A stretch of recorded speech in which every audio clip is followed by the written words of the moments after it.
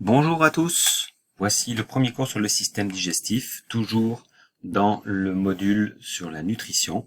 Alors après avoir vu ensemble les détails des différents aliments que nous mangeons, nous allons nous intéresser spécifiquement aujourd'hui aux organes qui nous permettent de découper ces aliments et de les intégrer à notre système sanguin.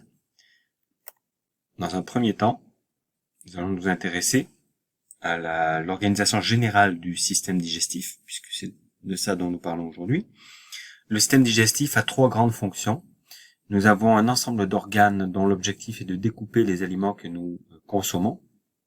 Lorsqu'on parle des aliments, on parle indistinctement de ce qui est solide ou liquide. Il n'y a qu'un seul conduit, un seul tube digestif pour tous les aliments que l'on ingère, que ce soit des liquides ou des solides. Donc, lorsque l'on mange et qu'on avale quelque chose, on va le faire passer à travers différents organes, et il y a différents organes qui vont travailler pour découper cet aliment en petits morceaux.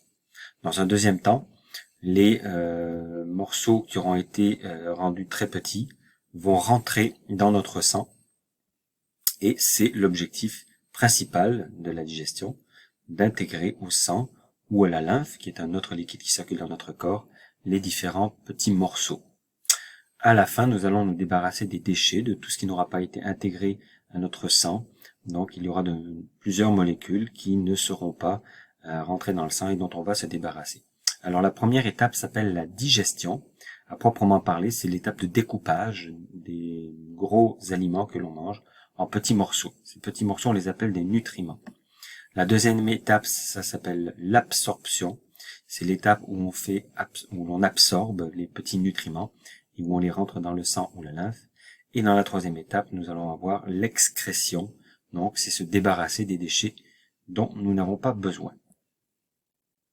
En gros, tout au long du tube digestif, il y a deux séquences d'organes. Il y a des organes à travers lesquels les aliments vont passer, donc ils vont passer dedans.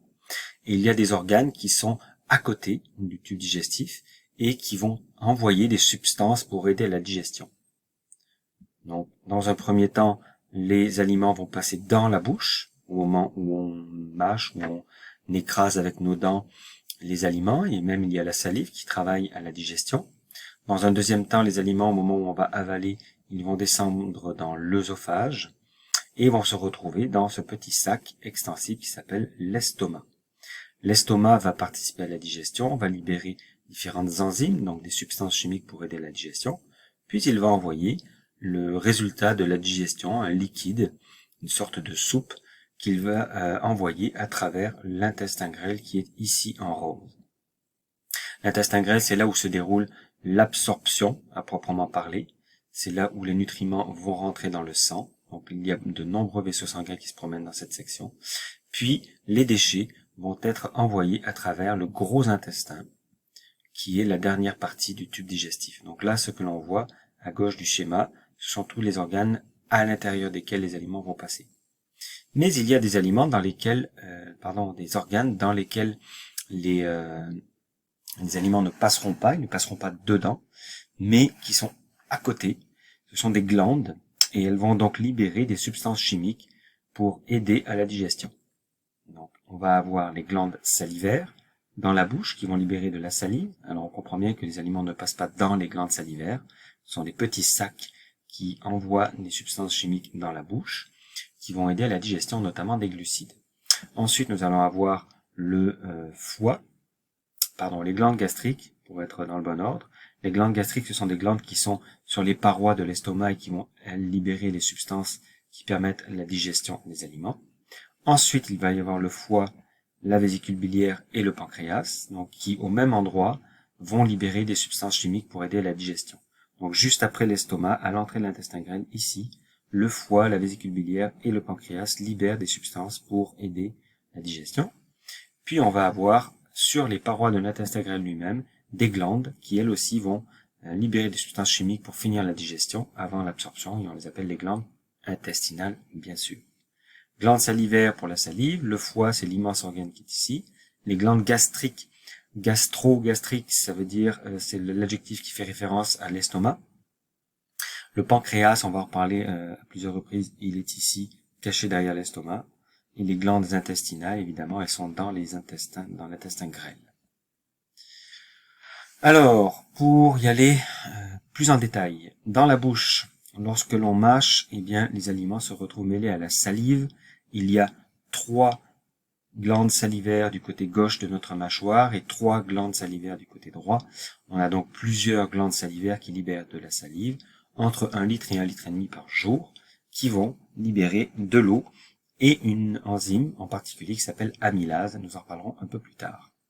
Alors, les 3 glandes ont des noms qui ne sont pas à connaître, la glande parotide, la glande sublinguale et la glande sous-maxillaire ici. Ensuite, eh bien, évidemment, lorsqu'on est en train de mâcher des aliments, on utilise nos dents. Alors, les dents sont des organes qui vont participer à la digestion. Alors, des dents, on en a plusieurs. Lorsque notre dentition est complète, eh bien, on a une symétrie parfaite entre le dessus et le dessous. Alors évidemment, avec les années, des fois, on va perdre des dents, on va en casser, mais globalement, on devrait avoir une symétrie dessus, en fait, partie supérieure, partie inférieure et partie gauche et droite. Donc c'est pour ça que je divise la dentition en 4 sections. Chacune des 4 sections devrait avoir les mêmes dents. Alors dans une séquence normale, on a tout d'abord 2 incisives.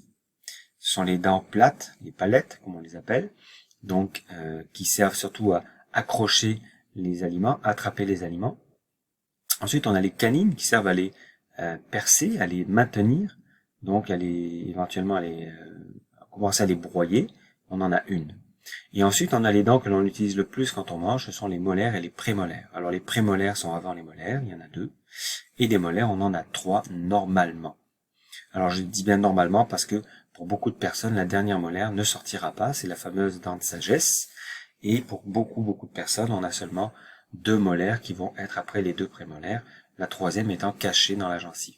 Alors, des fois, comme vous le savez, les dents de sagesse, donc la troisième molaire va poser problème et il va falloir l'enlever. Les molaires et les prémolaires servent à écraser les aliments. Alors de quoi est fait une dent? En gros, on a la partie que l'on voit à l'extérieur, la partie blanche, c'est l'émail, c'est une des substances les plus dures que notre corps est capable de créer.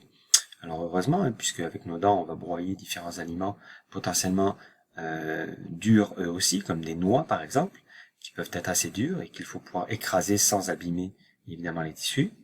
En dessous, on a une substance qui est spécifique à la dent qui s'appelle la dentine, qui est couleur jaune pâle.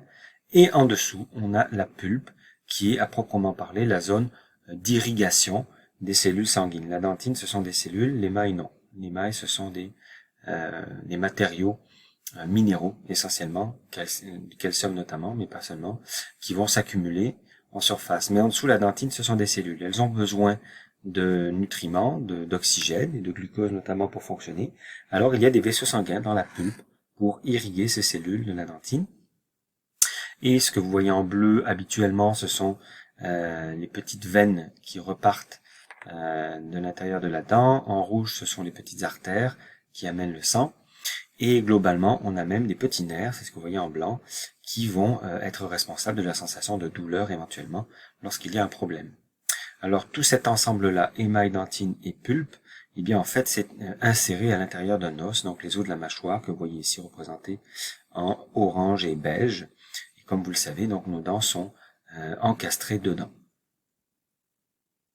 Alors on fait une petite parenthèse rapide sur la carie dentaire. La carie dentaire, c'est une dégradation de la dent. Donc des bactéries bien souvent vont s'installer et vont creuser peu à peu l'émail puis la dentine et éventuellement aller atteindre la pulpe. Donc il y a plusieurs causes responsables des caries dentaires. Pardon. Ensuite, une fois qu'on a broyé les aliments, on va les avaler. Et le fait d'avaler, ça s'appelle la déglutition. Donc c'est la langue qui va pousser les aliments vers l'arrière, comme on peut voir ici, dans la petite animation. Et les aliments vont descendre et vont croiser, vont se retrouver à un croisement de 2 tuyaux, donc de 2 tubes. Il y a le tube de la respiration qui est en avant et qui s'appelle la trachée. Et comme vous voyez, on a une petite lamelle, une petite membrane qui va venir refermer la trachée au moment où on avale, heureusement, pour que l'aliment ne descende pas dans la trachée, puisque là c'est de l'air qui doit rentrer et seulement de l'air. Et donc, hop, vous voyez, ça s'appelle l'épiglotte et ça vient fermer la trachée pour que il n'y ait qu'un seul chemin possible, c'est l'œsophage en arrière, un tube mou qui va recevoir les aliments que l'on avale. Alors la zone ici qui sert de carrefour entre les voies respiratoires et les voies digestives, on appelle ça le pharynx. Et on peut voir ici en haut que on a en fait l'ouverture vers le nez. Qui est ici, comme vous savez, quand on respire, on peut respirer par le nez, ça va également dans la trachée. On le voit ici un petit peu mieux. Donc le nez quand on respire et la bouche quand on respire, l'air se retrouve dans cette zone dans le pharynx.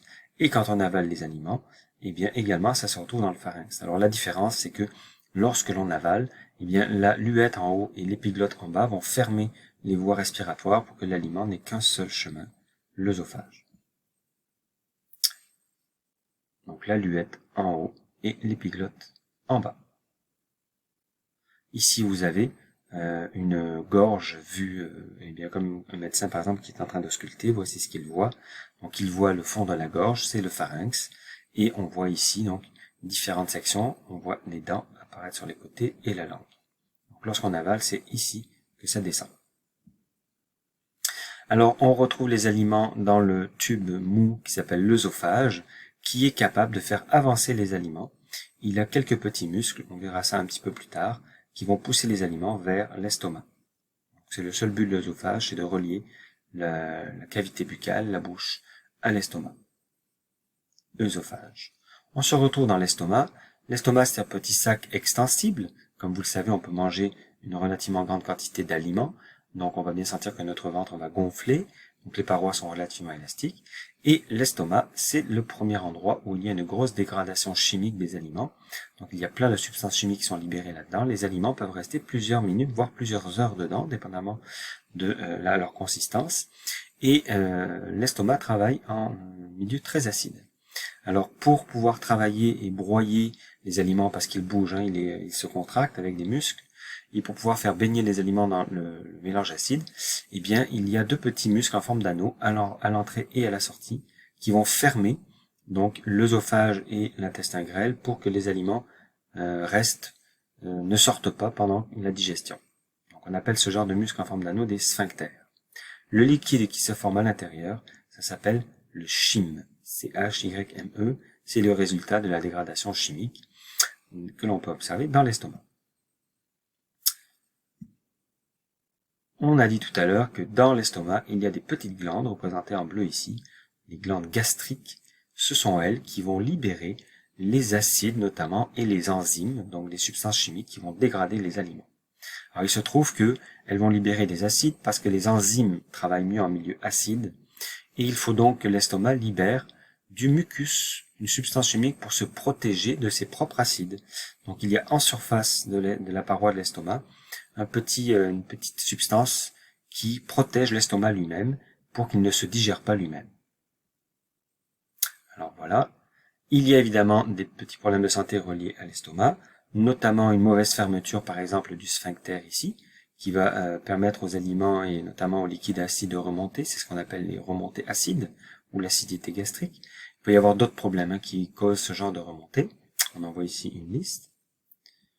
Et on a eh bien, certaines personnes qui vont avoir un mauvais mucus qui va être libéré en surface ou pas assez de mucus protecteur.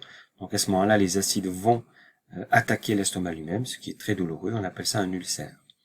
Donc un ulcère, c'est lorsque la paroi de l'estomac commence à se dégrader, et s'il se perfore, alors là ça devient relativement grave, évidemment, puisque les acides issus de la digestion se répandent dans le corps. Voilà pour la première partie du système digestif.